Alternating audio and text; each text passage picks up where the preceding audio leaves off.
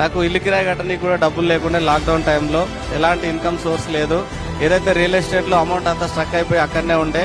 నాకు చాలా ఇబ్బంది ఉన్నప్పుడు నా దగ్గర ఒక స్ప్లెండర్ బైక్ ఉంటే ఆ బైక్ని అమ్మేసి 2 నెలలు ఇల్లు కిరాయి కట్టిన, వెస్టీజ్లో సామాన్ తీసుకున్నా. ఆ రోజు సిచ్యువేషన్ చాలా ఘోరంగా ఉండే. ఇంకొకటి ఏంటంటే నేను ఈ బిజినెస్లో ఏదైతే ప్లాన్ చెప్పడానికి వెళ్ళడానికి బైక్ లేకుంటే ఒక 30,000 అప్పు తీసుకొని స్కూటీ కొనుక్కున్నా. నేను 30,000 అప్పు తీసుకొని స్కూటీ కొన్నా. అది 24 నెలలు ఈఎంఐ చెప్పిస్తే అడ్వాన్స్ ఈఎంఐ తోటి 23 నెలలు. ఆ 23 నెలలు ఏదైతే స్కూటీ ఈఎంఐ అయిపోయేసరికి నాకు ఇక్కడ నుంచి బ్రిజా కార్ వచ్చింది. టీంలో 15 కార్లు ఆల్రెడీ టీంలో వచ్చినాయి.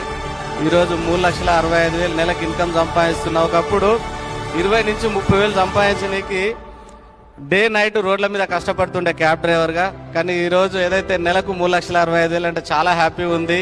ఇదంతా ఏదైతే వెస్టీజ్ విన్నింగ్ టీమ్ అప్లయన్స్ ఏదైతే వాళ్ళ బ్లెస్సింగ్స్ ఇవన్నీ.